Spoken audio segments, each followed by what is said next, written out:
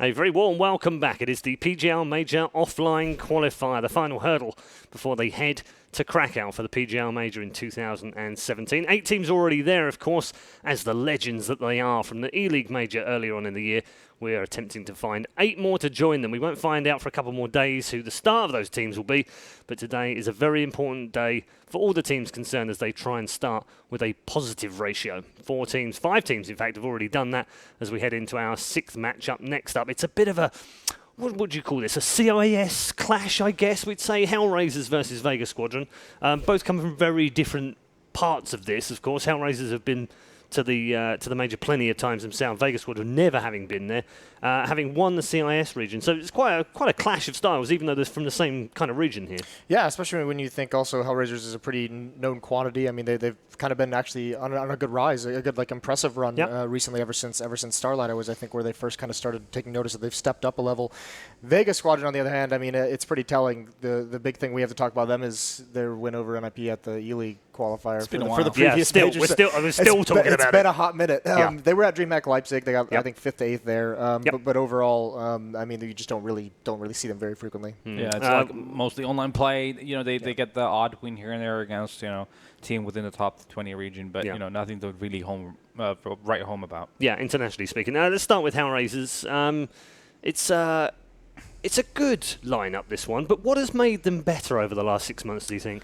I mean, you could tell. It's just. I mean, they've now become very European. By the way, they're all over the place, aren't they? Yeah. But 2 Ukrainians, 2 Slovakians, and a Hungarian. So, not really CIS actually anymore when I think about it. My issue with them was really that they were very one-dimensional on the T side mostly. So they would just simply hit bomb sites and not really have any build-up plays beforehand. But now they've actually found ways to really do some solid executes, find ways to get map control before decision-making becomes a thing. So I think that's one of the big things for them. And Dead Fox as well has, I think, has been surprisingly good addition to this team. I think he's more stable of an operator, and he's still able to do aggressive peaks, kind of create space when he needs to, but also good at just holding angles and playing more passively and just kind of playing a safe kind of a game. So it's just, basically I think they're just more diverse. Yeah, it's interesting, isn't it, Jason? As a North American man, obviously watching that scene, do you look at the European scene sometimes with envy and think, God, they keep all pulling the time. out every day, every minute. Sorry, I'm triggering you what now. What kind of a question is that? Anders is in my ear. Going, feed him this one. He'll trigger it.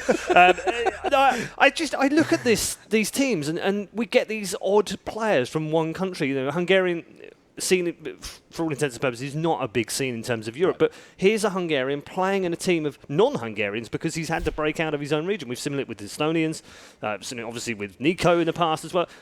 Do you look at that and just think that's actually great that you can do that in Europe? Yeah, I mean, you kind of have to do that, right? I mean, especially because all the top teams are usually pretty much set in terms of, they're all Danish, they're all Swedish, and then once you get past that, I mean, you have to just kind of look for someone that's maybe not from where what region you predominantly dominate, what country you're predominantly from. I think the big reason why HellRaisers actually seen this jump has been Angel has been great lately, especially in terms of leadership in this team. Has them playing very, very well, very smart. Counter-Strike does a good job with that.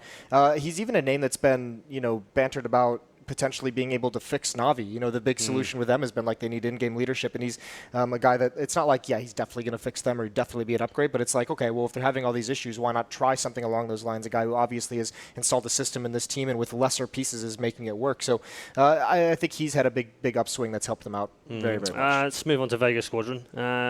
As we've said already at the top of the show, it is difficult to assess them because they play an awful lot of online Counter-Strike, mostly in their own region. They were the champions of the CIS region. The last time we saw them at LAN do anything, really, is back at, as Jason said earlier, DreamHack Leipzig, which was January, which in CS terms is like 2 years ago. Exactly, it's an eternity ago for sure. I mean, first of all, I think it's just mind-boggling that we don't have more prominent teams out of Russia. It feels like if you look at the history of Counter-Strike, it feels like they always used to be a team that was fighting up there, especially 1.6 times, and now it's pretty non-existent. You have individuals playing for top-tier teams, obviously, Na'Vi being a great example, but other than that, really non-existent. I'm trying to recall who it was the star players from when they played. I think it was Mur was the one that we were just saying it was who had a really good game. I mean, there's a couple of gems in there, and we always see that from these regions, and especially, I mean, from the CIS region has put out some pretty big individual talents, and this team is just no different. It's just always the question becomes, how much of a team how much of like a team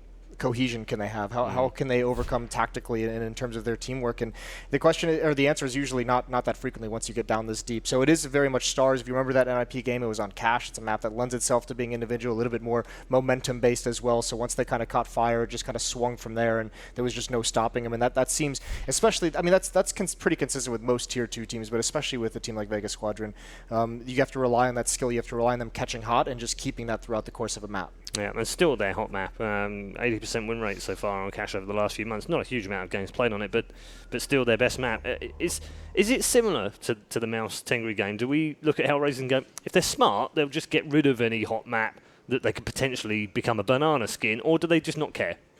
I like that strategy personally, going into the map vetoes, take away some of the stronger stuff. It's another situation where, though, even if you let it through, it's probably not like a massive blunder, right? You're still going to be favorites on any map that's going to come out in this pool. So, if you think about HellRaisers, the first thing that come to my mind as a map is Cache, probably. Mirage is the other one. So, I mean, if you think of it that way, then when you Vega Squadron, you might get a comfortable map, but you're playing against a team that's really, really good. And they're just the way their players like to play, like Angel, super aggressive, mobile everywhere, in your face, that's Cache, isn't it? That's literally what Cache is all about. So even if they get a map that's comfortable, still might be a bit of an issue. Yeah, their two most played maps are Cache and Mirage for HellRaisers over the last few months. So, chances are they might just get one of them. Let's take a look at the veto. It is ready for us to dissect, and we will head playing on Hutchie to it's a new map. Wait for it. It's coming, I promise. But yeah, I mean, HellRaisers, if you think of their history in the majors and the qualification, they've always kind of struggled a little bit. I remember last year, for example, they were looking really good to qualify for Cologne. They were sitting at 2-1, and they were facing Optic, who wasn't really a hot quantity at that time. They got into Cache as well, and they went on to obviously lose that one to Optic. And then gets to play their local rivals. I'm not sure if they're anymore. Flipside, and then obviously loses that team as well. Having Bondic transfer from Flipside to HellRaisers right before that even happened. Yeah. So then you had the whole Oscar leaving, all that kind of stuff, and then Deadfox coming in. So yeah, I mean they've always kind of had a lot of trouble in these major qualifiers up until the E-League major qualifier when they finally actually made it in.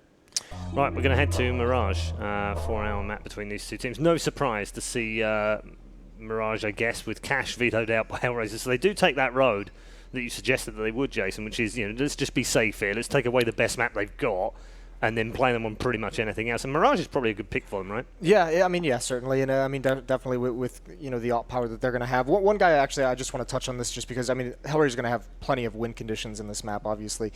But one guy we didn't touch on that we should is Zero, who's another one of like the younger stars coming up, who's, made a pretty decent name for himself on this team. I mean, there's actually like sneakily a lot of talent on this squad. You think Bondic as well, when he was in Flipside, he was like the hard carry of that team. And he hasn't really embodied that in HellRaisers the way I thought he would when that swap initially happened. That was a long time ago, but I mean, he still has a pretty impactful role in this team. So just, I mean, top to bottom, this is just such a dangerous squad. I don't see a lot of ways in which Vega can overcome that. It will have to be just some individual catches fire, and I mean like legit fire, and just carries it through the whole map. Yeah, I don't really see anything except for people from HellRaisers really disconnecting from the server, to be honest with you, or forgetting to plug in their USBs. Yeah, that would be nice. That's another possibility right there. Honestly, it's not looking great for Vega. It's harsh, but it's harsh, a truth. It's a truth. Yeah, it's a truth. I'm finished. I get away with that. Oh, I thought you meant you were finished. Sorry. Oh, that was so good. Oh, come on. I've got to get one of those in a game. I've actually never heard that maybe. one. That was solid. We've done that a few times. Sorry, that's an old one. Well, yeah. he and I have. We've done it a few times. It's boring to him now. Look, he doesn't even care. The other guys didn't hear a joke. I did one of the lame jokes at dinner last night. They'd never heard it before. It was really? We had thing of mushrooms, and DJ was eating all the mushrooms. I was like, oh, he must be a fun guy. And then Bardolph had never heard that before. Semler had never heard that before, and I was like the oldest one. I was waiting to get like hit in the face for telling such a bad joke. No one even understood it. This is what I was expecting. This right here was what I was expecting. Let's bring in our commentary team. Save me! Save me, please, from certain doom! Dude, honestly, the only way to save us all is to just get rid of Moses, get him off the desk. I wish Liquid had lost and he'd be gone. We'd all be in a much better place. He did make that bet. Maybe we can trick him later. Something's just into making that kind of bet again. It's true, but you can always get pills for everything, Jason, and the pill for you would be a good idea. And on that note, gents, take it away. The game's all yours. Thank you so much. Yes, the game is ours, Henry. We own it.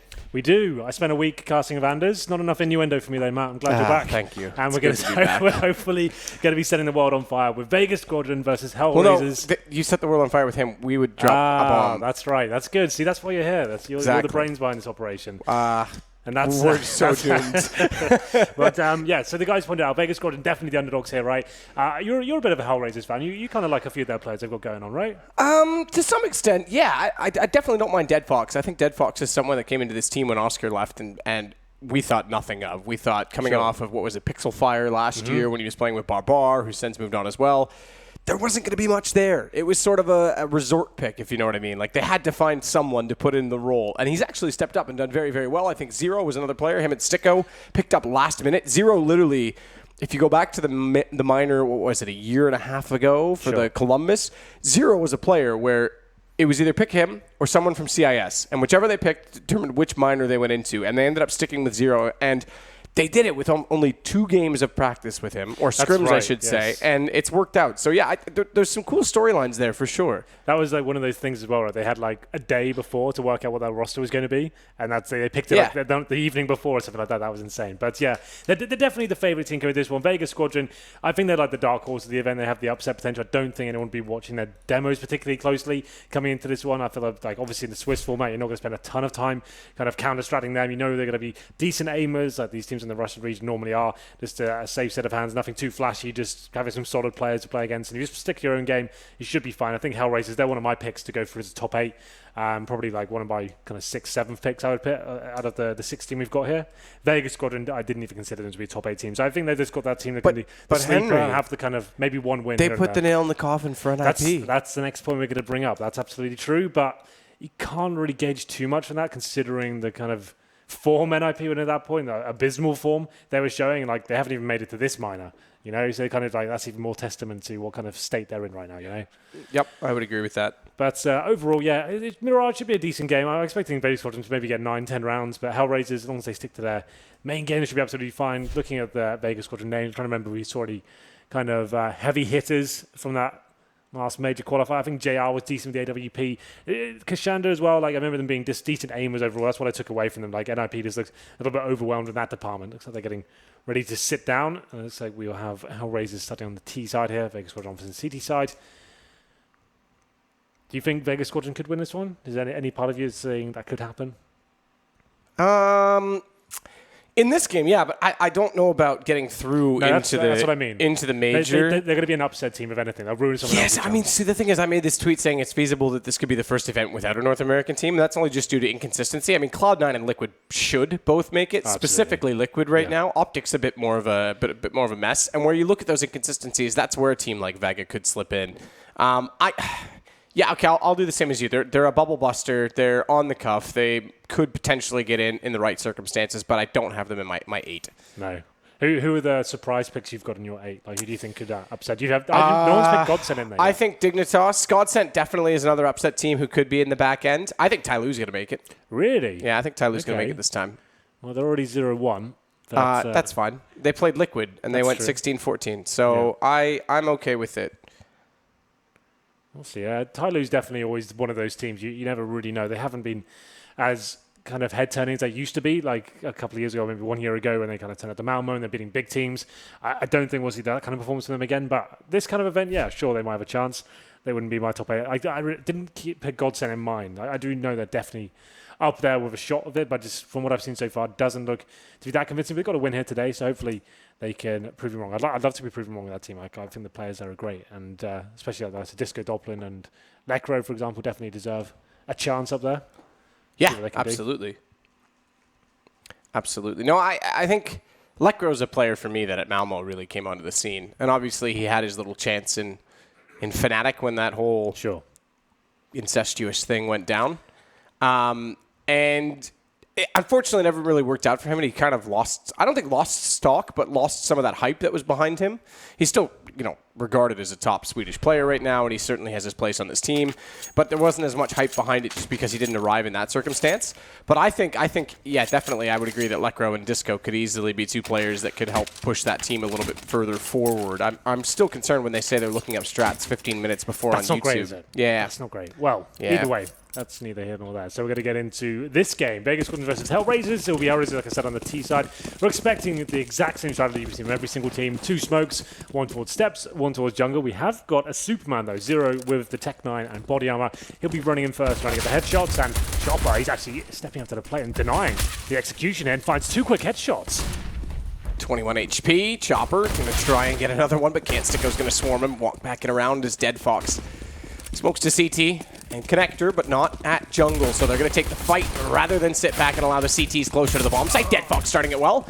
He manages 1 back in return, but this is only going one way, surprisingly, over toward B, not toward A, because Kashander was able to sweep back in from behind. He's got no kills in this, but he's taken over the map, at least in the A site. Well, still within a chance of it. Kashander, like you said, he's got 100 HP. Lost track of them for now. It'd be almost certain they're going towards B, considering where the kills took place, so he's going to be aware of that. He's got the kid on his back as well. If he can bring this down to a 1v1 nice and early, but maybe even before the bomb goes down, he has got a real chance of winning this. Look at Sticko and Bondek, 43 HP on the latter. Bomb will be planted. Kashander starts to make his assault on the bomb site here. Spotted, though.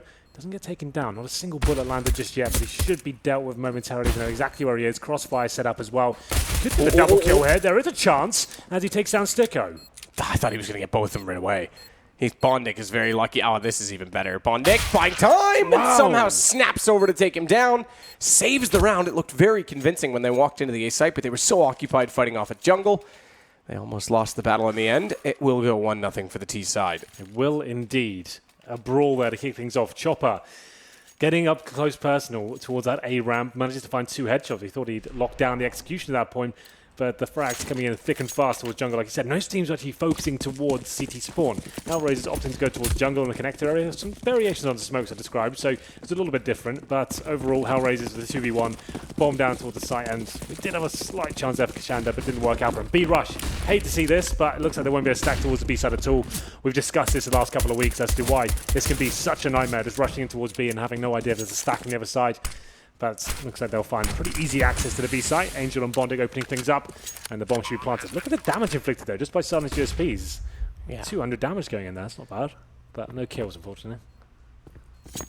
Not bad at all. Back off, though, they will, and look for the exit kills. Saw the boost coming in towards Cinders on short. Didn't get anything that killed it right away. The AK getting that kill from Bondik. Yeah, they did manage to get armor, upgraded pistols as well, so they might as well save what they have. Unfortunately for JR, though, he'll be going down. Touchy and Mur left now, and doesn't know they'll get much done here. We'll have Mur towards the window, looking for any exit frags here, but he denied anything. So a decent amount of HellRaisers, like I said, taking a lot of damage, but all 5 players staying alive. Sets them up very nicely for that first bonus round. That's when the CTs will reinvest into round number 4 and have potentially no head armor, a lack of grenades, maybe even no AWP. I didn't keep my eye on JR. So he has got $3,400. He can buy the AWP in the first gun round, but his teammates might not have head armor. That's a bit of an issue considering we have 3 SMGs up for HellRaisers, 2 MPs, and an MP7. An MP7 is coming back into fashion recently. We've seen that. Yeah, you know, I like it. I always have. Yeah. It's no, excuse me. Hang on. Yeah, we're back. It's no MP5. It actually has better stats, but it's never had the same prominence. It doesn't have the same feel to it for me. No, it doesn't. UMP's closer, if anything. And it obviously is the more utilized. Dead Fox going to have one in this round carried over. So too does Angel.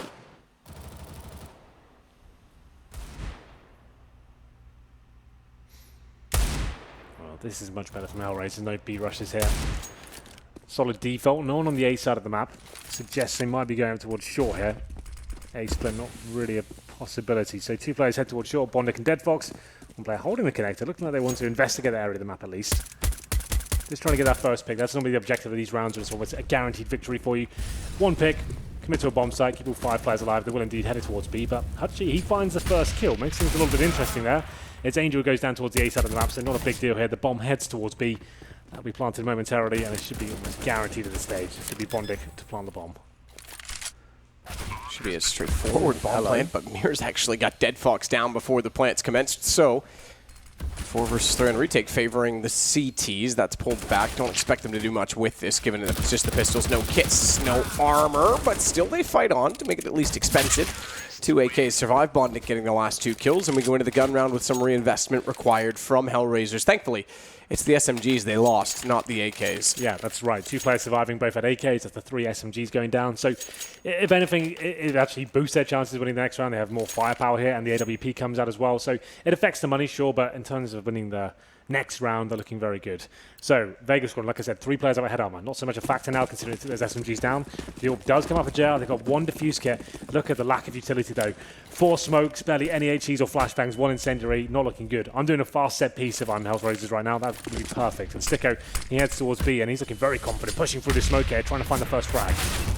Oh, good shot from Hoji. AWP getting in a very aggressive and rather lackluster position. Lack of foresight to consider catwalk. Dead Fox just walks into a crossfire. Mirror gets him, but it's all for naught. Angel's able to pull back on Hoji. Unfortunately, he's down to 12 HP, and he's the only one that remains. 0 gone.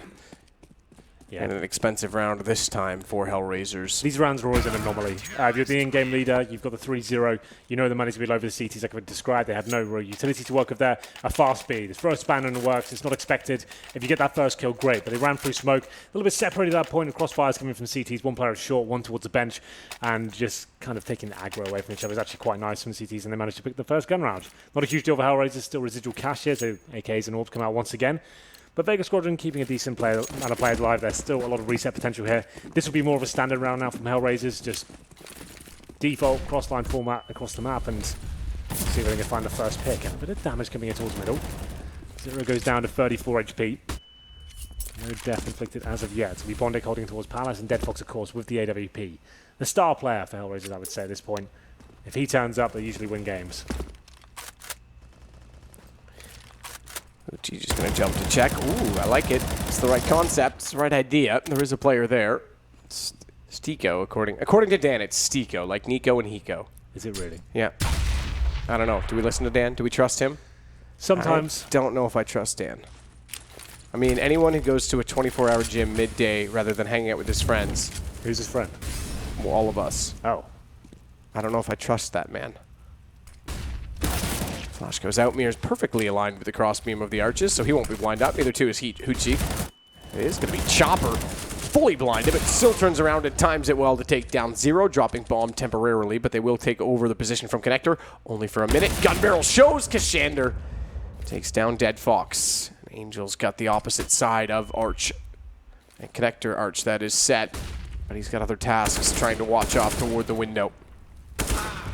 Shot JR, hold off Bondic, and this is going to be a reset. Back for HellRaisers, down to nothing. Angel again, the last alive. 19 HP and a good shot onto Mir. I'll give him that, but still not much you can do with 20 seconds. Bomb down, 19 HP. He's got to try and get that back. 2 players watching it. JR's going to pop out. Perfect timing. AWP gets the kill. Well, HellRaisers had the chance to fully reset Vega Squadron there, but looking pretty strong with the crossfires on the A-bomb site. Let's see what his map came into the pool, looking quite comfortable overall, I have to say, since the gun rounds begin. 2 in a row for them now. Money now in pretty poor form for HellRaisers. Generally got about 2k per player, and this should call for an eco. So just Desert Eagles and maybe some PT-50s, 2 of those coming out. Angel and 0 trying to open the map out. 3 Glocks, in fact. Not really much investment in this round whatsoever. Angel with the Deagle goes towards top middle. This can be a very powerful position depending on timings. Oh, gets the shot, but can't actually land the kill. JR takes him down in return and gets a double kill. So that should be the round concluded. Like we said, 3 Glocks otherwise, so a bit of damage inflicted towards Mir, but overall, it's going to be a 5-on-2 now. 0 and Bondic. Hoping a mistake is made. But if you're the CT side at this point, don't need to do anything. Hold the bomb sites. Don't even give them a chance, these Desert Eagles, to affect your cash. As I was describing last week, every kill in Counter-Strike, it really does matter. It's the CT side especially. Your team like Vega Squadron, it's a best of 1. You're the underdogs. You don't want to give anything away if you don't have to. There's no point hunting for glory. No one's going to remember a couple of frags you get. It's whether you win the map or not. I like Zero's efforts here, but he's just sounded the alarms. Shoot me. I'm right here. No, not there. Here. And dead. 3-3 Vega Squadron. JR still on the AWP. They won't have one on the HellRaisers side. This time, though, it's Stiko. Sorry, Stiko. Stiko. Sorry, Dan. I apologize. Hope your biceps are doing good. He's going to have a Galil instead. He will. So he opted for less firepower and more utility. Round number 7. I'd like to see an aggressive round coming from Vega Squadron this time. And mix things up. You know, HellRaisers aren't going to be fully established just yet. And there it is. It's going to be Mir towards the underpass. That's nice. That's perfect almost. You're just going to get that first pick, fall back as well, smoked himself off. So he's got an escape route. That's a really good time to bring that into the fray. So I'm happy with that. 5 and 4.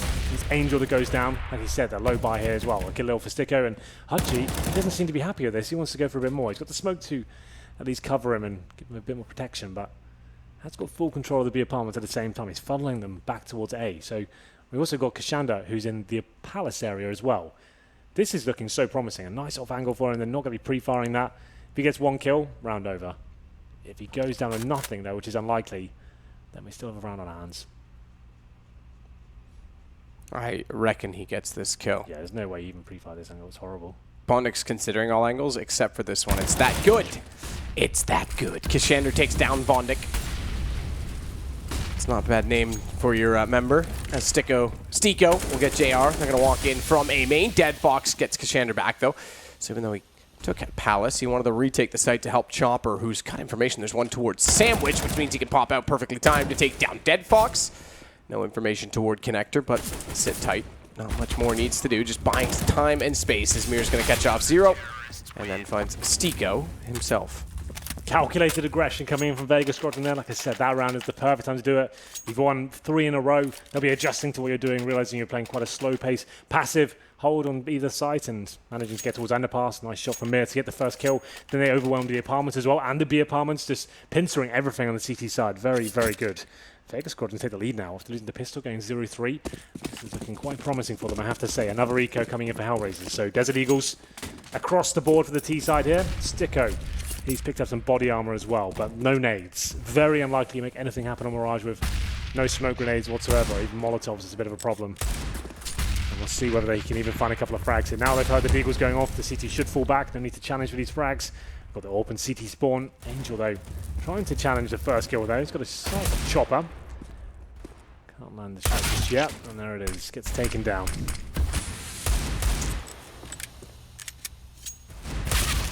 I like the shot from Mir at mid. Stico's going to try and rotate back through the underpass, get better control. HellRaisers yet to win a round since the pistol, and you question either whether Stico was looking at something on his minimap. I didn't catch his direction of glance on the camera, or if the settings of his graphics and textures were a problem trying to see through the flames, because he stood there rather awkwardly for a minute before getting shot. A little stunned, a little dazed and confused. I would name myself confused if I played on Dazed team. Yeah? Yeah. That's pretty good. And then if he got a kill that I assisted, it would say Dazed plus Confused. Well, he's allowed to play Killed the so-and-so. ESL now. Maybe you can quit casting and go join him. I was thinking about it, you know. And you could just live that dream and call yourself NA confused. needs a new hope. Yeah. So I will join Dazed. Well, there you go. A new team is born. And dead within a week. It's going to be round number 9 here. 5-3. 5 rounds in a row. Maximum loss bonus now for HellRaisers. Orb comes out for Dead Fox, but I don't think they were expecting this kind of force from Vega Squadron. They've looked incredibly good here since the gun round begins. 2 nades coming through towards Dead Fox. And he takes down the 74. Could have been a lot worse. One of the nades bounced pretty poorly there, but still 26 damage inflicted towards him. The star player, as I mentioned before, they need him to be opening up the map, and he looks towards underpass. You can see how they've rattled him slightly there, checking every single angle, making sure no one's pushing through that underpass position once again. JR, his nemesis, the opposition in terms of orbing. He's towards the connector position, watching top middle right now.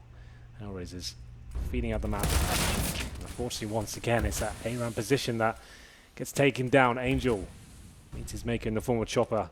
And it's a 5-4 once again for Vega Squadron.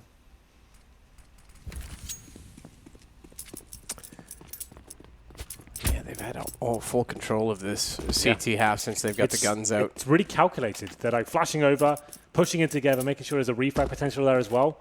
Finding that one kill, then falling back, and they've got themselves in a great position. This has to be an execution, and it doesn't look too promising for them, considering they're a man down as well. Flashbangs going over, need the first kill on entry. Smoke wall, jungle and stairs. JR wants through it, but missing a shot. That gives them a chance. A real chance, because Dead Fox is able to hit the shot in return. Zero's got Chopper. Shander, though, with a slight gap in the smoke, able to find Zero, trying to wrap back towards CT. No smoke still existing in that position, so they go for the safe plant.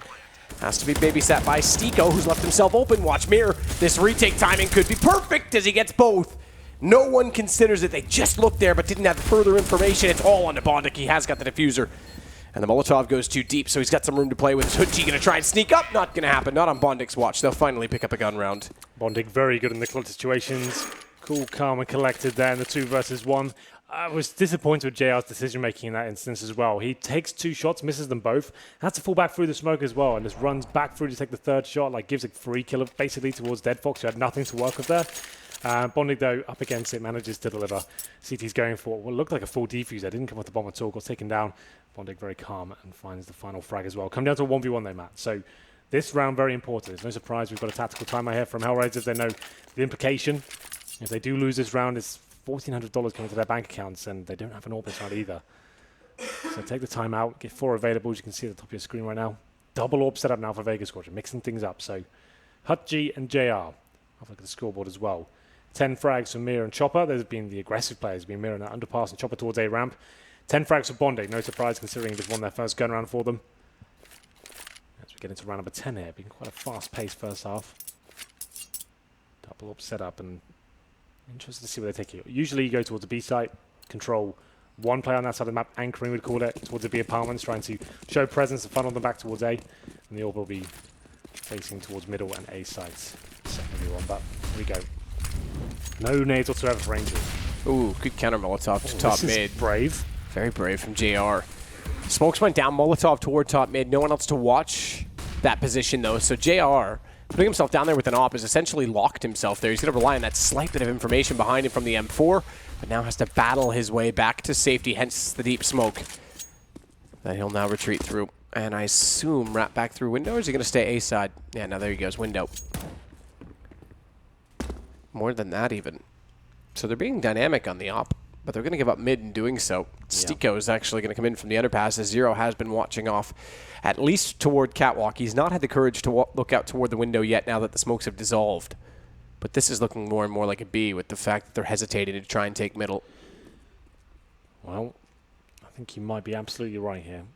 Angel and Stiko going towards the B apartments, but Hutji, like we said, that's why one of the AWP waiting for him. That's too easy for him. What's Angel doing? Yeah, I have no idea. That's nuts. Just walking around the corner like that, wide face, like, that doesn't make any sense. Surely, like, at least flash with those. That reminds me of Enemy at the Gate, when at the very end of the movie, he's like, let me show you where the general is. And he just pops out, gets his head blown off. JR's done better than that as well, rotating over. He's got 2 kills. Hutji with 1. Double AWP set up in B, shuts them down entirely. Yeah, it's a really strange decision. At least, like, shoulder check it or something, and just crawl around the corner. Free kill if I ever saw one, but 5-1 now, Bondic.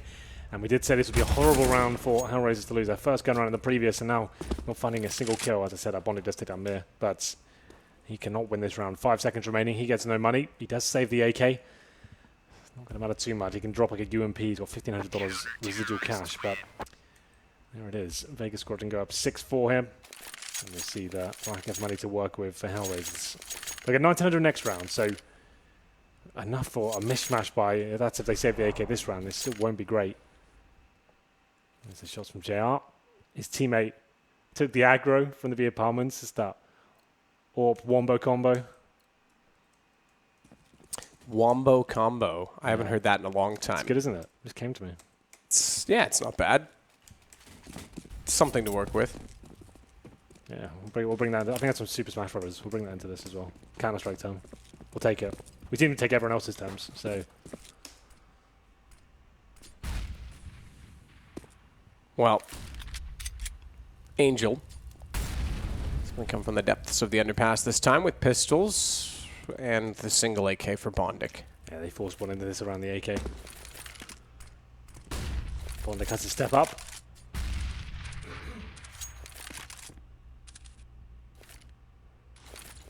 Smoke back down for JR. That's rather off. Typically, you want that to land in the archway so that you can see above it to top middle and no one can peek you from directly below, but he's failed it. So he'll reposition himself accordingly. There's no one to capitalize on that, but he's not willing to risk the AWP. Would you risk the AWP, Henry? In what sense? Just any sense. Just risk it. Just play along. Okay, yes, I would. Would you risk it for the biscuit? I would. All right, good. Well, that's no risk. That's a good shot. Bondic again, the one found by the opening kill of the AWP. And Bondic, the one... Rather, excuse me, I guess it was Angel last round. I'm confusing them all, but Bondic was the one with the AK. That's more important because that gun's gone. Yes, this is looking like a clean sweep once again. That was the force buy from HellRaisers as well. So, they have to take another eco here. That's going to be 8-4. Against a team like Vega Squadron as well. They're going to be quite dynamic on the T side, hard to read. They need to start winning some rounds here. They've only won the pistol one gun round so far. They got the 0-3 in their favor. Look at that ADR from Bondic. Yeah, compared to his sticker. Yeah, it makes him look like a hero. But right now, no one really is. Again, you did say he had 10 kills. He did win them the gun round with a clutch. And he got some anti-eco frags as well. That's, yeah. So those all count for ADR, but less substantial in terms of impact.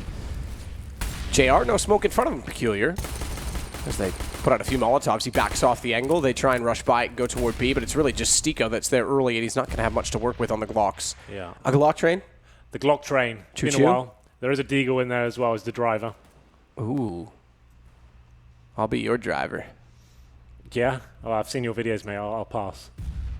Why? It's a You bit probably scary. vomit. That's why.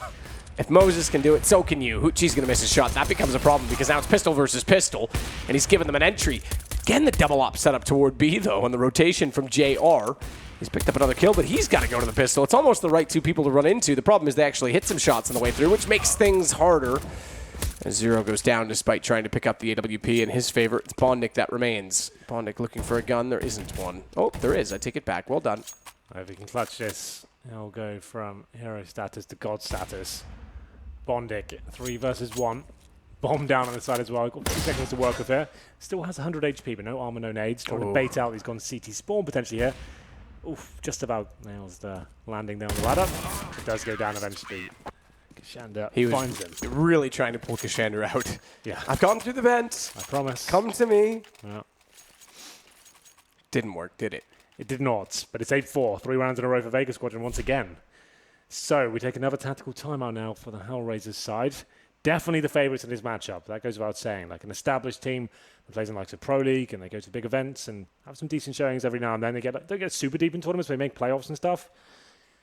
And we'll see whether they can deliver here in the dying stages of the first half. Round number 13. AK is coming out. Dead Fox can afford the AWP, but it'll be a weak buy. So you can get body armor and the AWP itself. Opts for utility instead of armor at all. So that's what we call a glass cannon, meaning you're vulnerable to any stray M4 bullets hitting you. Sends a crosshair flying up. Let's get into it. No double AWP setup now for Vega Squadron. Still JR. They've got a ton of cash to work with as well. 8k on 2 players, 6k on 2 as well. Chopper a little bit less than his teammates, but faster pace towards middle here. Shando spots 2 of them. Decides to fall back as he got the M4 here. Surely doesn't take... What is that? Okay. That doesn't make any sense. Nope. Just pull the knife out and die. That's nuts. You already spotted them. You know that. Fall on his own sword. Fall on his knife. There's no one else. He wasn't baiting anyone else. No one was connected to reface after he went down. There's nothing behind that. Lack of thought. Got a bit excited. Yeah. We've all been there. Some more than others. Yeah. Let me tell you. Mir, that didn't work. And the player in apartments, who's that? That is Stiko. Is going to have heard that, surely, that they've failed to boost, or at least looked for one. I'm going to sit behind it rather than play 2 men. Now they'll put him up. I prefer the 2 men setup because it's a headshot angle, and he nails it. Dead Fox down, backs away. Zero knows there was 2 there. Stiko's going to try and beat them coming out from apartments, but he's not yet in position. When he arrives, Hoochie's got a much better shot. That's a great shot, considering his position in the open as well. Nowhere to run, nowhere to hide. Manages to nail the dink on the first bullet. That's great. Well played. Zero, though, fighting back. He gets dinked in the process as well. Down to 16 HP, but Bondic, here we go. Now we have a round. 2 on 2. Hoochie and Mir up against a low HP Zero. Bondic planting the bomb as well. Zero watching the vent. They're looking very good in this round, I have to say. This could be a nice comeback. Oh, we've taken the pulsation away from our timer. That's right. I liked the uncertainty of the pulsation. It was a bit distracting, maybe. Maybe it's a bit Listen, I have ADD and I wasn't distracted, so get with it. It's true. Zero. In jungle. Bondic behind firebox. It's going to be Hoochie that wants to retake from CT. Mir's already clearing, but angle held. Zero does well with 16 HP. It's Hoochie that takes down Bondic, but time enough. Oh, if he sticks this, he's got to get a connector. He's got to go now. Flash through. He's going to get this. Oh, he just barely gets this. Zero's late to it. And Vega pick up round number 9. HellRaisers desperately needed that one on the board. That's a big play to make. I think that's the only way he wins it as well, because Zero made the decision to jump out the window, change his position. So he faked defuses, then waits for the kill. He wouldn't have had time. So that's the only way he wins it. Zero knows that as well. Flashes in, hoping that's enough to get him off the bomb. It's not. He comes in like half a second too late. Not even that. Oh, it's very unlucky. And around, it was a 4-on-2 to be fair as well. And you can see what I mean. I would take a break there if I'm Vega Squadron. I'd take a pause right now just to kind of let them argue about that round and let them stew over it. But still, we go into round number 14. 4th stage loss bonus with the bomb going down as well. Dead Fox, quick out of the B apartment. Flashbangs are good. Manages to get that first kill. Hutchie dropped. We still have one player towards a short position, and that's Mirage. He's fighting back here. Should be dealt with momentarily. There it is. 4-on-3. The bomb is planted. Zero with a shot on Kashander. Confirms the site is definitely theirs, and the retake very unlikely as a result. Watch JR trying to find a shot into the middle of the site.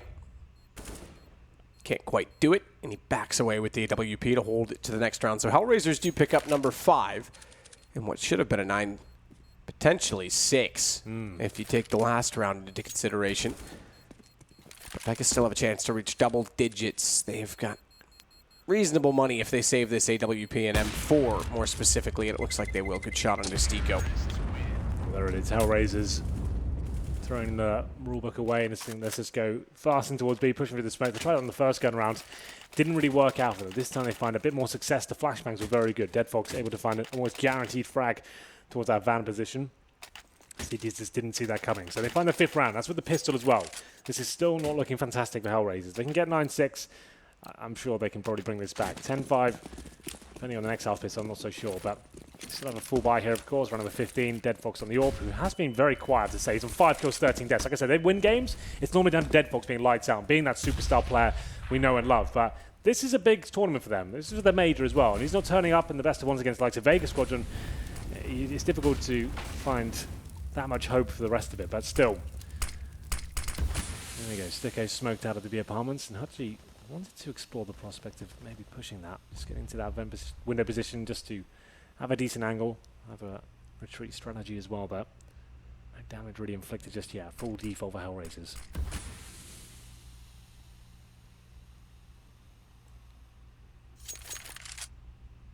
Angel from below.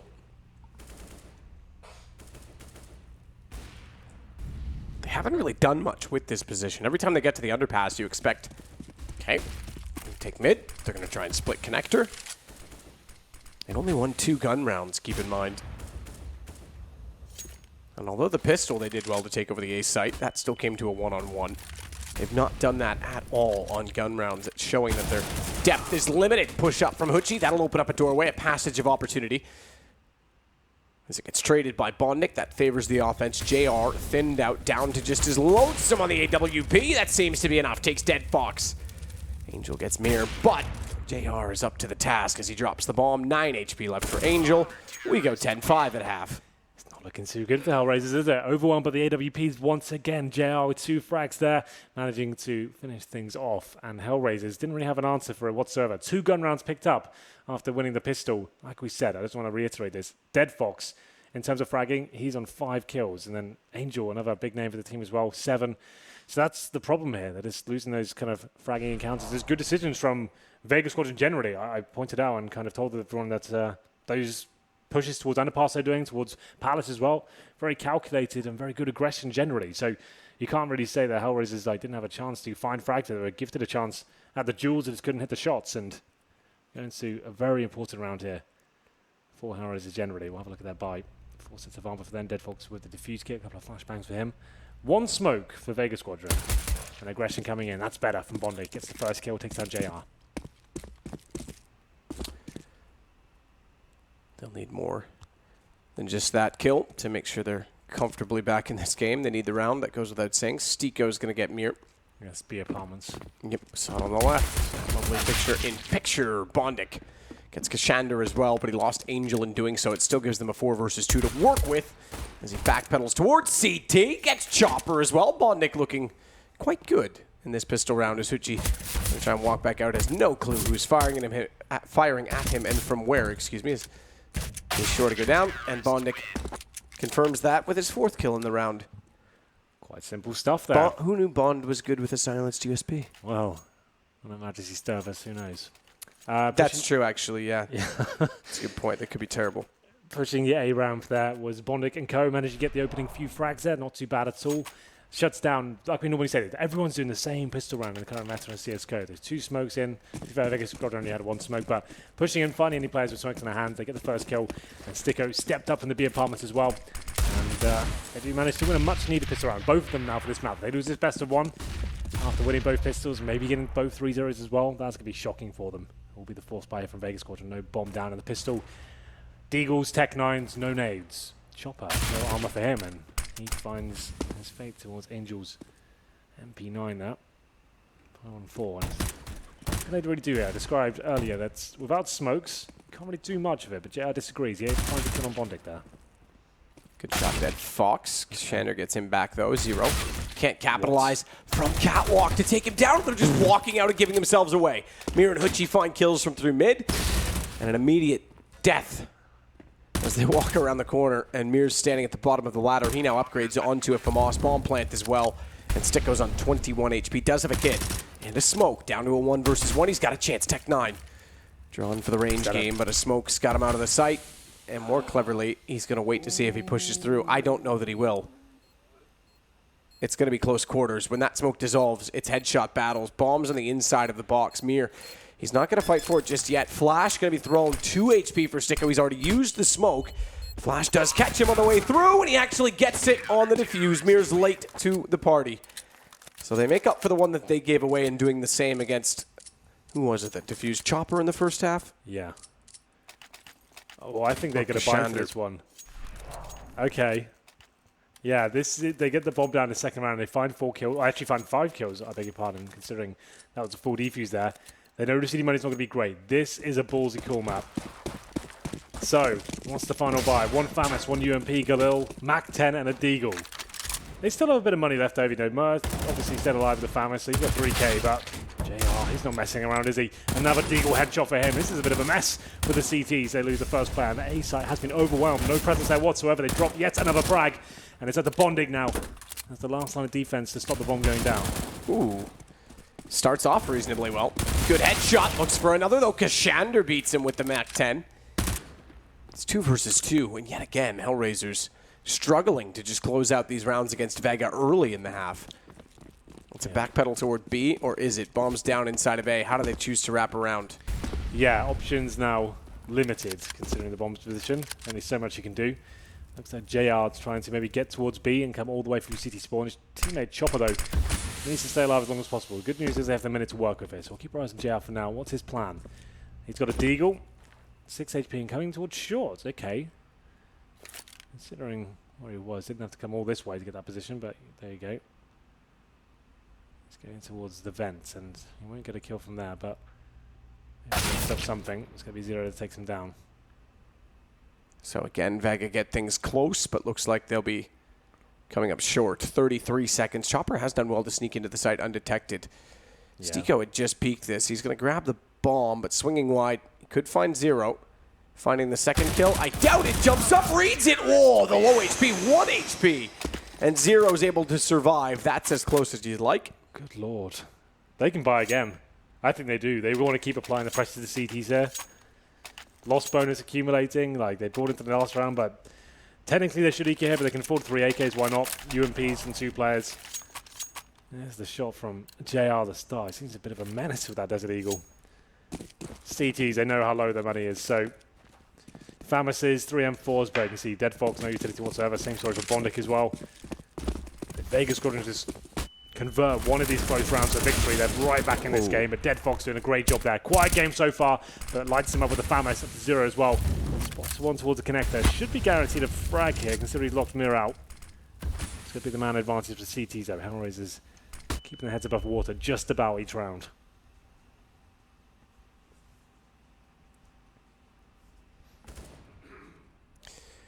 So 0 gets JR back. Sticko waiting. Oh, come on. Oh, come on. Sticko.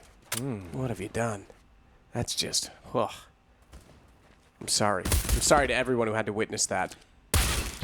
And deserved. But nonetheless, it is a 1 versus 3. Hoochie going to try and do what he can with the UMP, make that now an M4. Bombs down in middle. They're babysitting it, so this should go. Yet another round 2 HellRaisers, and all those force buys in.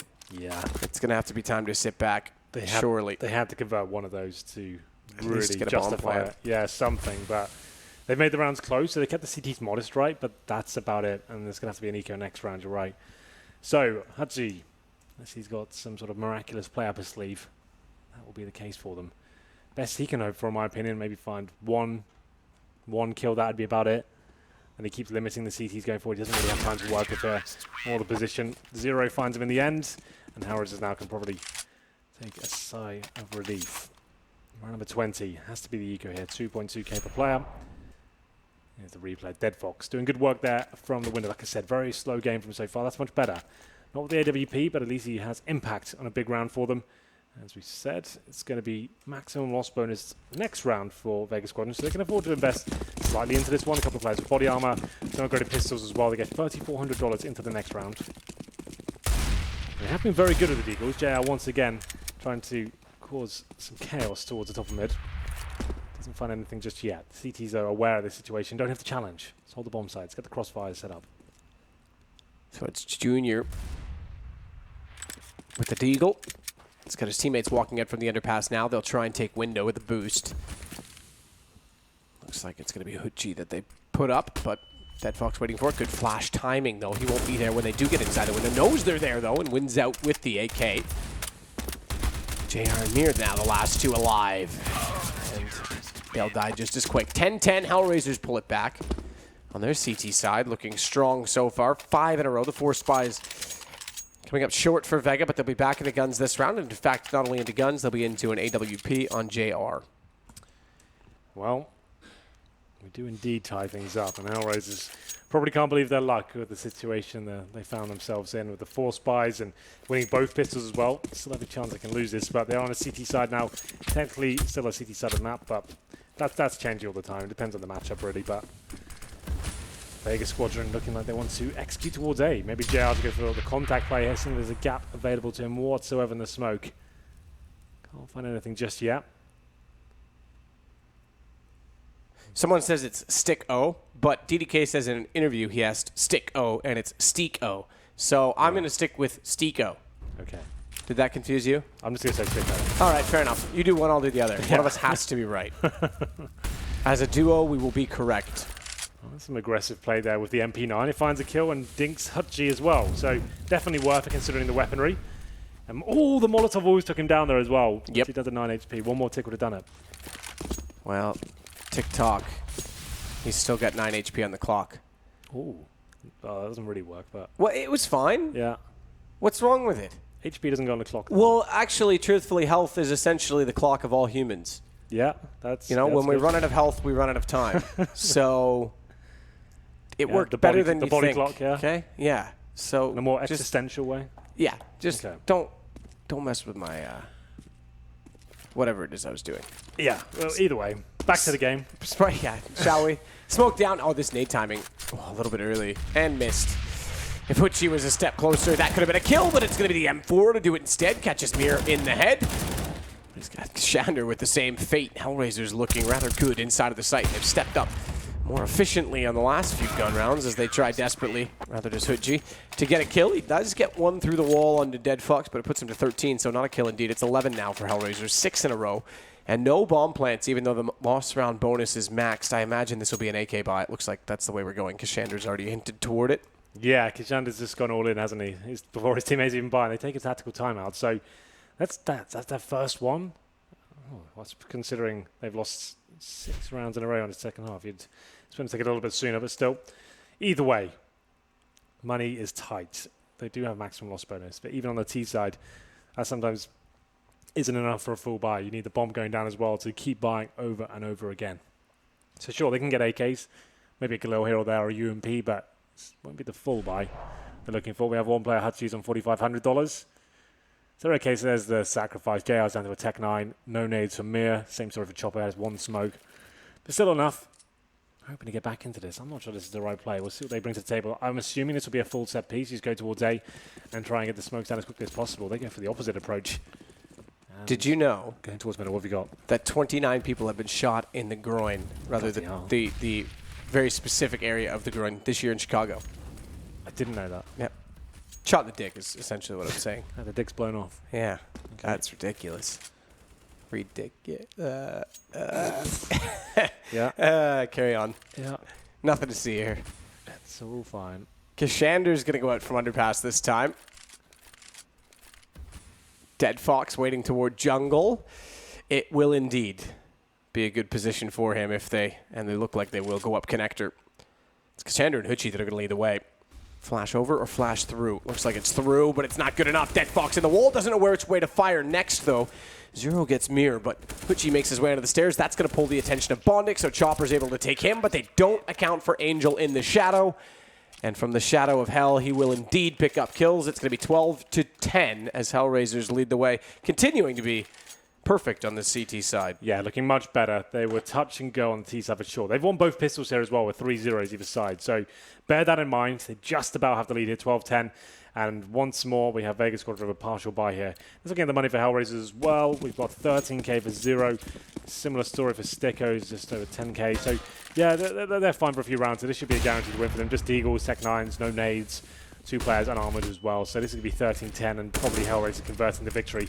After a very lackluster first half, they'll have a sigh of relief. That's better from Angel, getting stuck in there with the AK-47, delivering 2 headshots, and Dead Fox as well, the AWP. We haven't really seen him use that weapon to great success so far. So that's much better. 5-on-2 now, Hutchie and Chopper. Finding a headshot apparently with that Desert Eagle. Not too bad, but Hutchie drops in. Chopper left towards the A ramp. Didn't really get much for that first pick. He takes down Bondic, sure, but what else does he do in this round? No bomb will be going down once again, but they do get a full buy next round, stacking the loss bonus twice up, but no reason to hunt him here. It's just wasting time, Chopper, hoping someone gets impatient. I'm getting a little impatient with this, but there it is. Dead Fox takes him down. 13 rounds, 8 in a row. It's looking grim. Yeah, I'm not surprised. In fact, I'm surprised this is the first one that we've seen. If I'm completely honest with you, I would have expected a pause to come through much sooner if you're Vega. Especially where you were kind of saying, is it? Yeah, okay. So you're right. I apologize. I did miss one. That said, I mean, you've got 4. I would have used one sooner than this, especially in a game where you have the advantage over a team that arguably you shouldn't be beating. Yeah. Try and maintain that lead at all costs. Absolutely. That's why when there was 6-0, that's when they first used their pause. It was 6-0 down in the second half. And you think, wow, okay, when you going to that first gun round, maybe use one then. You've got this 4 in this whole second half. Let's discuss this setup here. What do we know? What's the coach got to say? Something like that. Anything, really, than just waiting until you go 6-0 down. Those are big decisions to make as well, Matt. The fact they lost a pistol doing all those force buys as well, you think, okay, let's really think about this. Where did we get the kills? Where's the money going to be weaker for the City side? Like, where will we have most of a chance of our executions working? Just take some time to discuss it. But anyway, we'll get into round number 24. Like we said, Vega Squadron get one of their first full buys here, but Angel, he's having none of it. He gets Hutchie towards that underpass position. Kashander finally takes him down as well. They have been very aggressive, assertive, some might say, at the start of these rounds, HellRaisers, trying to get the first pick wherever they can. They do get it, but coming down to a 4-on-4 still technically favours the terrorist side here. So Vega Squadron, something to work with here, not much, but at least on paper, they have the advantage for now. And as we come into an A split, because things bomb still down at T-spawn. You can see Chopper with some palace control. Teammates setting up connector as well. The bomb should be coming A ramp, so this is definitely going to be the aforementioned tactic. How do they execute it, though? Smoke bounced back to jungle with a flash through. This is going to be a running gun strat toward A. Additional smoke's not applied, which means CT open. They have to babysit this position. Bondic's waiting to see if they'll commit to this push or not. They had the option to do so. The problem is now they've let Dead Fox get closer. Does that Molotov reach? I don't think it does. Bondic's completely fine. So he'll be a little bit closer than they expect, and so too, will the op. It doesn't land, but Bondic will catch out JR. Dead Fox's damage makes it easy for his M4. It's Mir that comes up the stairs. Mir or Mur? I start off with Mir, then you said Mir, so I just went with you. Well, we had a guy in Tribes called Veer, and it was Veer or Ver, and I don't even think he cared. He liked to mess with people and say that it was both. That's quite unfortunate. Bondic is able to snap around fast enough to take him down. Well, it's looking promising for Vega Squadron there, but a lackluster finish toward the A side of the map. HellRaisers look like they're on cruise control mode now. Haven't dropped anything here in the second half. 9-0. 14-10 overall, and another bye for Vega Squadron. No bomb in the previous round, but the loss bonus keeping them alive just about 4 AKs. JR once again on the Tech 9. He's having to buy orbs, so obviously he has a little bit less cash than his teammates. No nades for 2 players, make it 3 really. Chopper just 1 flashbang. Not looking great. Dead Fox goes towards the A ramp. Bomb towards the B apartments for now, and once again, HellRaisers trying to wet that first pick. Chopper though, trying to do the same thing.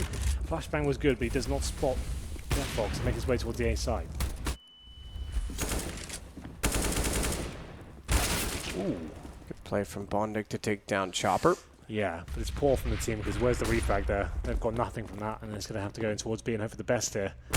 Hutchie gives the position away, hoping someone gives him a target to shoot at. He's free-firing everything, but doesn't free-fire the van. And Sticko, he finds 2. Does he ever? Mir's got at least 0 on entry, but he's lost his compatriots. Walking in his compadres, his comrades. Camaraderie dead. Yes, Yanko. It's dead. It's been dead between you two for ages. Well, he has no soul. And I like people with emotion. Okay. That said, JR's the last alive. 1 versus 3 stands up. Good shot. Times it well to get Dead Fox. They need a miracle. They need someone to clutch at this point in time. They've yet to win a terrorist-sided round. He's going to put the bomb down. That'll start to make his cause a little bit easier because now they'll head that direction regardless of all of their facts in the round as JR looks toward short. He's gotten in a decent position as well. Angel's not going to respect him there, but a good shoulder bait, and he gets the shot. We go to map point for HellRaisers. Yeah, nice movement there from Angel generally. Making sure he face checks the corner correctly. Like we said, shoulder face, that's how you go around the corners and bait out the first shot. Get the information. Taking at a difficult time. 15-10. Match point. 10 rounds in a row for HellRaisers. It's been quite a disappointing second half, considering what we saw from Vega Squadron in the first. Haven't really looked like a team that's going to cause any damage here in the second. Those 4 spies, I think, stifled them at the start. 5 rounds in a row before they actually got a full gun round together. And that's unlucky, right? Because it did make sense. They just needed one of those rounds to work in their favor. They were coming down to 1v1s every single time and just about losing them to full defusers and all sorts. And if they just win one of those rounds, it breaks the CTs. They could probably get a spell of rounds together. It didn't happen for them. It was quite unlucky. And they could be going from bad to worse now. Match points, and Dead Fox finds the first pick.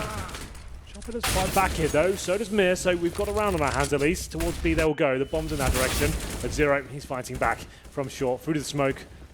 3-on-3 once again, they will be falling back to the A site, trying to capitalise the fact they've got connector control here. Bondic, the last line of defense at A.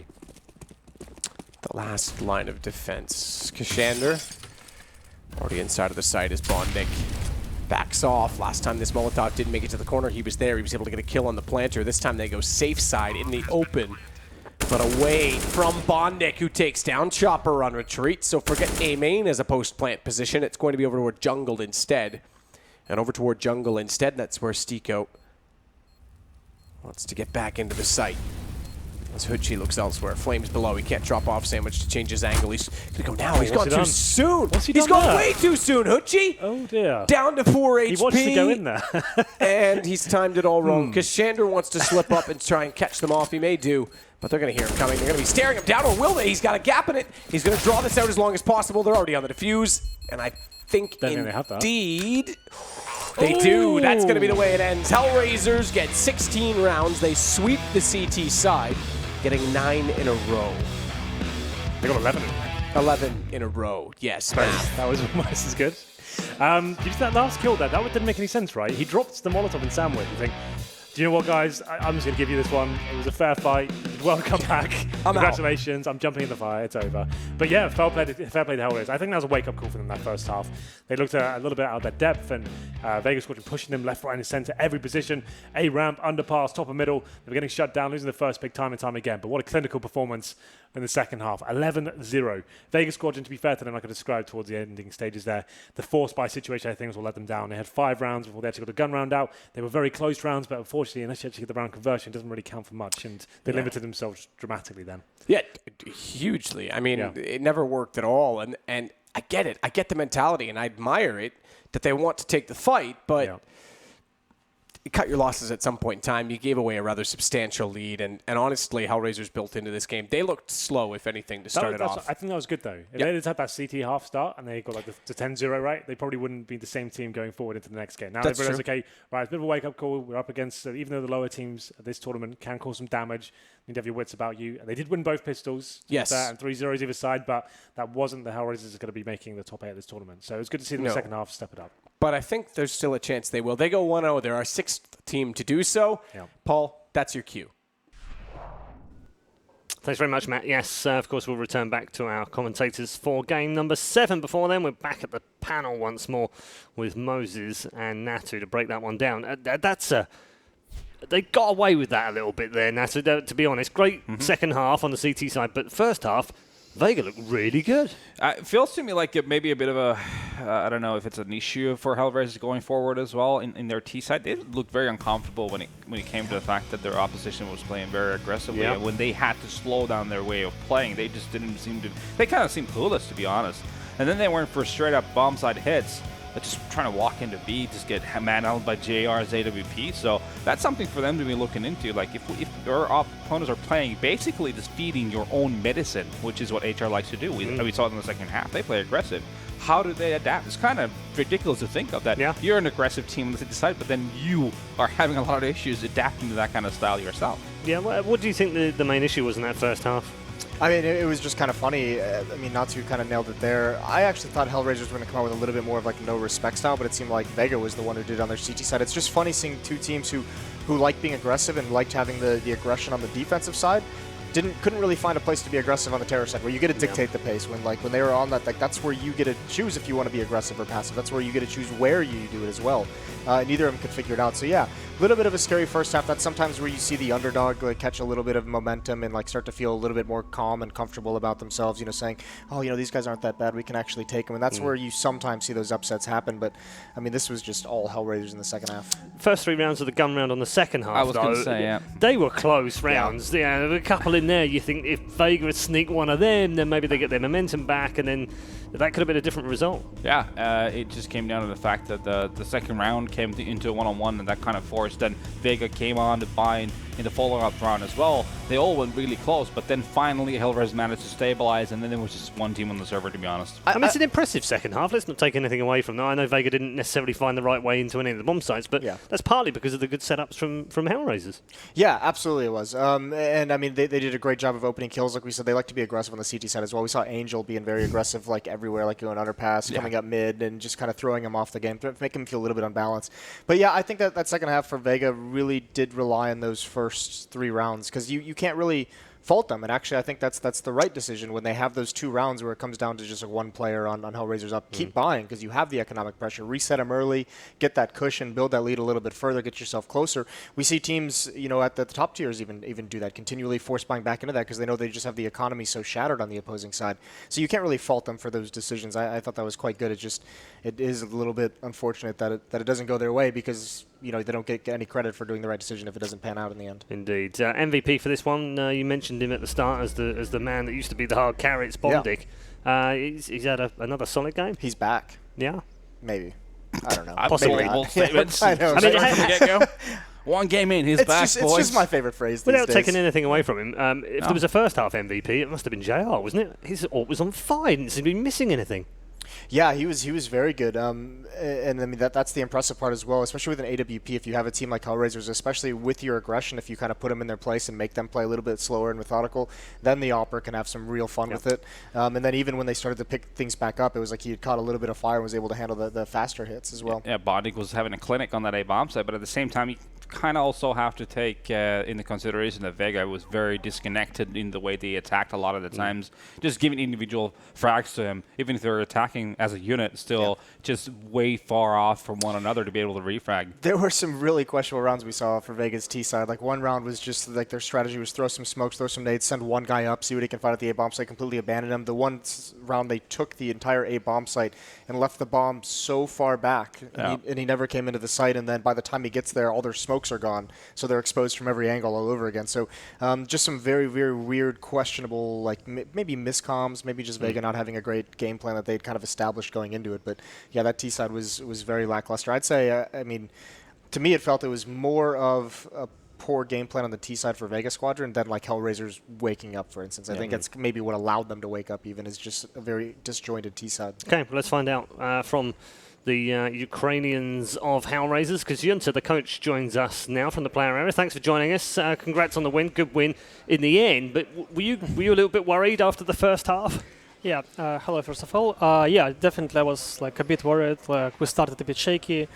It was like 5-10. We lost the half, and firstly, like gun rounds wasn't working on our favor. GR had like amazing shots, and it was kind of hard in a couple of rounds to like for us to feel their rotations. They were like rotating pretty good.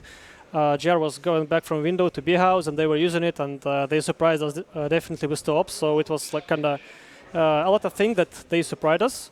So first half, yeah, mostly was good for us because of like we won like pistol round in a clutch, I guess, like 2v4 or something, and a couple of more rounds were like super close, and maybe the clutches won us like a couple of key rounds on the first half. Yeah. What do you say to the team at halftime? What were your words to them? Like, to be honest, we were like really confident on our city half. Like we had to change some things after like our break, because we knew that some like we can use some of our players way better than we were using before, and Mirage was like one of the maps that we had to change some stuff on T side, and that's why like on practice it was working like sometimes like really well, sometimes like it was just kind of random, and we need like more experience to like to get in a good shape on our Mirage T side. But city side changes were like super good for us, and before we were like playing Mirage City maybe like 6 rounds, and it was kind of enough for us because we were like really good as T. But now we are like definitely better as City, so we were confident. Moses said that Vega didn't play particularly well when they switched to the T side rather than you guys playing well. How did you see it? To be honest, I think that Vega playstyle as T is kind of good for us because we felt them really good. And their like rounds and contacts and like the like map control, like we just understood what they were doing, and it was like pretty good for us. So we just felt them pretty good. Okay, well I've got Moses and Natu here. Have you got any questions? Yeah, I mean we were discussing here how Vega was playing quite aggressively on the CT side for a lot of it, and it seemed like when you guys slowed down your defaults, the way you were approaching mid control, it seemed like you guys kind of seemed uncomfortable. Is that like a common problem for you, or was that like a game-specific issue for this one? Like as I mentioned before, like after some changes in our roles, sometimes we get like surprised by aggressive plays by other teams when we play default. For example, like we caught their like underpass push, which was like pretty obvious in some ways. We just like not feeling it sometimes as good as we have to, so we need like more experience. And also they were playing like really good. As I said before, it was like really nice rotations by JR, like who was coming to B and we didn't read it. And also a double op setup, like when Huji took op and we were doing like something like with B contact and didn't expect him to have like a op, and he got easy first kill and it crushed us. It seemed like on your own CT side, Angel, I mean, he wanted to be equally as aggressive as they were in the first half. But, I mean, with him doing that, it seemed like it was very solo aggression, like he was the only kind of player pushing up. Is that kind of a design for him to be alone, to do some kind of information gathering? Or, I mean, is he supposed to have a little bit of support there? It's like Angel is the kind of player that works in some zones by himself, mostly, when other teams is doing some pressure on other zones. So we're kind of making cities to pay attention to one zone while Angel is doing another like aggression, and usually it works. But like if it's important about the timings, like if we're missing some things with the timings, the idea doesn't work and we can like have a bad round. Okay, Yunta, we're going to let you go. No doubt you want to get a debrief with the team. Congrats on that first go. I do want to ask you one quick question though. Yeah. Who's the most difficult to coach in that team?